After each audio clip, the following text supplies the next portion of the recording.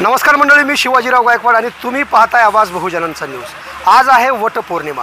हिंदू धर्मामध्ये अनन्यसाधारण महत्त्वाची असलेली ही पौर्णिमा आज मोठ्या उत्साहात अहमदपूर शहरात साजरी केली जात आहे। आणि अहमदपूर शहरातील शासकीय विश्रामगृहामध्ये हा वटवृक्ष तुम्ही पाहताय आणि याच वटवृक्षाला देवता म्हणून काही महिला या ठिकाणी वटवृक्षाचं पूजन करण्यासाठी आलेल्या आहेत। नुकताच त्यांनी वटवृक्षाला दक्षिणा घातलेल्या आहेत, फेऱ्या मारलेल्या आहेत आणि शुभ्र धागा सुद्धा बांधलेला आहे। काय या मागचं गमक आहे, नेमकी काय प्रथा सुरू आहे आणि या महिलांना या बाबतीत काय माहिती आहे हे मी जाणून घेण्याचा प्रयत्न करणार आहे। ताई, तुमच्या सर्वांचं अगोदर आवाज बहुजनांचा न्यूजमध्ये स्वागत आहे। तुमचं अगोदर मला नाव सांगा पूर्ण। माझं नाव आहे कागणे वैशाली। बरं, कुठून आलात? इथंच आहेत का अहमदपूरमध्ये? इथेच अहमदपूरमध्येच असतो। काय माहित आहे या वटपौर्णिमेनिमित्त तुम्हाला काय सांगायचं, काय संदेश द्यायचा? पूर्वीप्रमाणे जे चालत आले पूर्व परंपरा त्याप्रमाणे आम्ही पण हा सण साजरा करतो। यामध्ये वडाला 5 फेऱ्या घालतात, पांढरा धागा बांधतात आणि आम्ही हा धागा पतीच्या दीर्घायुष्यासाठी, त्यांच्या आरोग्यासाठी आणि उज्ज्वल यशासाठी हा धागा आम्ही बांधतो। एकीकडे जर बघितलं तर यालाच अंधश्रद्धा बी असं म्हणलं जातं, त्याबद्दल तुम्हाला काय सांगायचं आहे? अंधश्रद्धा म्हणजे ही अंधश्रद्धा नाही आहे, तर सावित्रीने तिच्या पतीसाठी त्यांचा जो जीव आहे तो गेलेला होता आणि त्यांनी त्यांचा जीव त्यांनी जे जिवंतपणा आहे त्यांच्यामध्ये ते वडाच्या झाडाखाली आल्यानंतर आला। मग तेव्हापासून ही प्रथा पूर्ववत चालू आहे, त्यामुळे ती आता पण सध्या आम्ही ती साजरी करतो। काय माहिती आहे तुम्हाला? तुम्हाला काय सांगता येते? सांगा, तुम्हाला जे माहीत आहे ते सांगा। कुणाला सांगता येते? काकू, तुम्हाला सांगता येईल? काय झालं होतं? ताईंनी सांगितलं की सावित्रीचा पती यमानं नेला होता। मग ती परत सावित्रीनं वट सावित्रीची पूजा केली आणि ती आराधना केली आणि ती पती परत आणली। तिच्या पतिवर्तीसाठी ती पती तिनं परत आणली। बरोबर आहे। तुम्हाला काय माहिती आहे? तुम्ही इतक्या जणांनी सगळ्यांनी पूजा केली, कारण तर तुम्हाला सगळ्यांनाच माहीत आहे, परंतु तुम्ही व्यक्त होत नाहीत। खरं तर तुम्ही हे व्यक्त झालं पाहिजे। हिंदू धर्मातील ही संस्कृती तुम्ही टिकवण्यासाठी हे करतात, मग तुम्हाला कारण सांगता आलं पाहिजे। तुम्हाला काय सांगता येईल कारण? सांगा।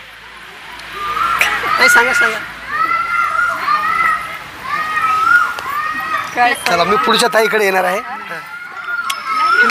ताईंनी सांगितल्याप्रमाणे सावित्रीचा पती ज्यावेळेस मृतावस्थे म्हणजे यमाने नेला आणि ज्यावेळी वटवृक्षाची तिने तपस्या केली आणि वटवृक्ष हा त्या सावित्रीच्या आराधनेला प्रसन्न होऊन तिचा पती पुन्हा मानव जीवनामध्ये पाठवला असं म्हणता येईल, बरोबर?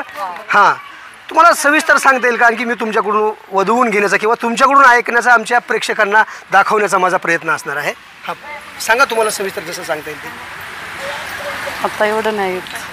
हां, तुम्ही सांगा, पण आपल्यापासून सांगा पुन्हा। आणि सत्यवान सावित्री तिचं नावच आहे। तिने जे व्रत केलं समजा तिच्या पतीसाठी, की तिचा पती यमाने नेलेला होता आणि तो पती वटवृक्षाच्या झाडाखाली येऊन जिवंत झाला। ही जी प्रथा आहे ही आम्ही कथेमध्ये वाचतो, वट सावित्रीची कथा वगैरे असते त्यामध्ये। आणि हिंदू धर्माची हे एक आपली संस्कृती म्हणून हा एक जपला जाणारा आम्हा स्त्रियांसाठी खूप महत्त्वाचा सण वाटतो आम्हाला, म्हणून आम्ही हा सण साजरा करतो। खूप खूप धन्यवाद। ही जर बातमी तुम्ही आमच्या यूट्यूब चॅनलवरती जर पाहत असाल तर नक्की चॅनलला सबस्क्राईब करा। फेसबुक पेजवरती जर पाहत असाल तर पेजला फॉलो करायला विसरू नका। ताजे आणि महत्त्वाचे अपडेट पाहण्यासाठी पाहत राहा BN4 आवाज बहुजनांचा न्यूज लाईव्ह करता शिवाजीराव गायकवाड, अहमदपूर, लातूर।